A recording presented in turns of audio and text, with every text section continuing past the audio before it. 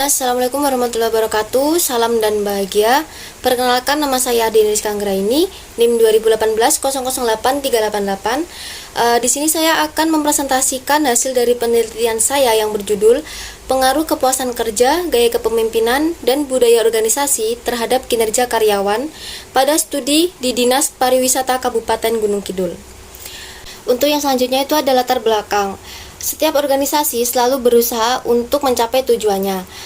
Mereka berkonsentrasi pada beberapa aspek. Salah satu aspek penting dalam suatu perusahaan yaitu adalah sumber daya manusia. Organisasi diharapkan untuk selalu menjaga ketenaga kerjaan yang terlatih dan dengan baik. Ini dikemukakan oleh bukunya Nimala Tasan pada tahun 2012 yang tertuang dalam penelitiannya dari Desi Indrawati pada tahun 2013. Apabila pada perusahaan yang bergerak di bidang jasa, menjaga kinerja karyawan merupakan salah satu cara agar pelanggan merasa puas dengan apa yang diberikan oleh suatu perusahaan. Yang selanjutnya yaitu adalah penelitian terdahulu, di mana dalam penelitian terdahulu ini saya menggunakan 6 jurnal, yang mana 4 jurnal nasional dan yang 2 adalah jurnal internasional, di mana masing-masing hasil dari penelitian dalam jurnal tersebut mengemukakan bahwa variabel-variabel yang digunakan itu memiliki pengaruh yang positif dan signifikan terhadap variabel Y atau kinerja karyawan. Yang selanjutnya yaitu ada kerangka pikir. Dalam kerangka pikir ini menggunakan 4 hipotesis. Yang pertama yaitu kepuasan kerja berpengaruh positif dan signifikan terhadap kinerja karyawan. Untuk yang kedua, gaya kepemimpinan berpengaruh positif dan signifikan terhadap kinerja karyawan. Yang ketiga, budaya organisasi berpengaruh positif dan signifikan terhadap karyawan. Dan hipotesis yang keempat adalah kepuasan kerja, gaya kepemimpinan, dan budaya organisasi secara bersama-sama berpengaruh positif dan signifikan terhadap kinerja karyawan. Yang selanjutnya yaitu metode penelitian, populasi, teknik pengambilan sampel, dan sampel penelitian. Untuk metode penelitian di sini penelitian kuantitatif, populasinya adalah seluruh karyawan Dinas Pariwisata.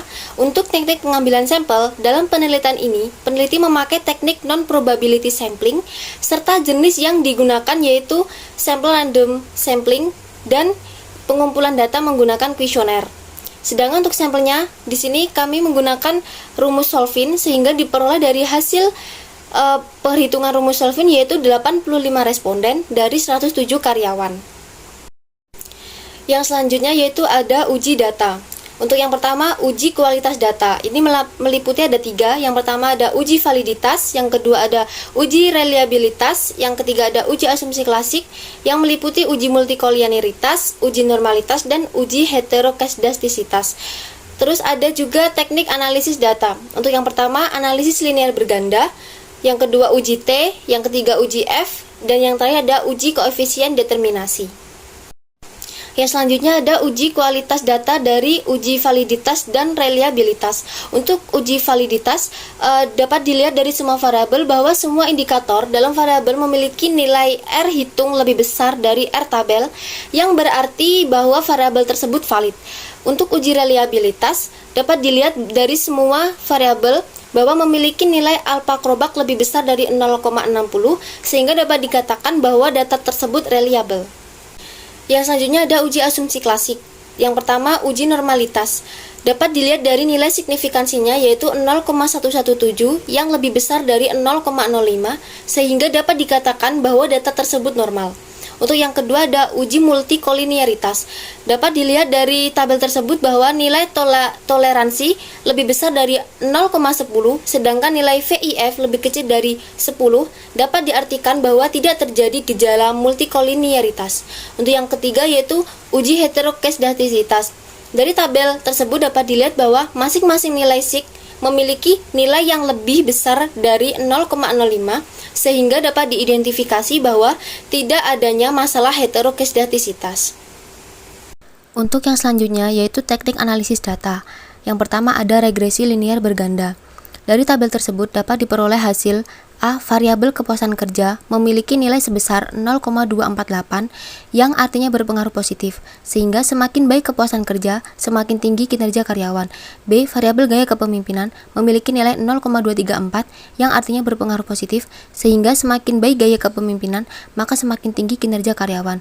Untuk yang ketiga, variabel budaya organisasi memiliki nilai 0,502 yang artinya berpengaruh positif, sehingga semakin baik budaya organisasi, maka semakin tinggi pula kinerja karyawan. Untuk yang selanjutnya ada uji T.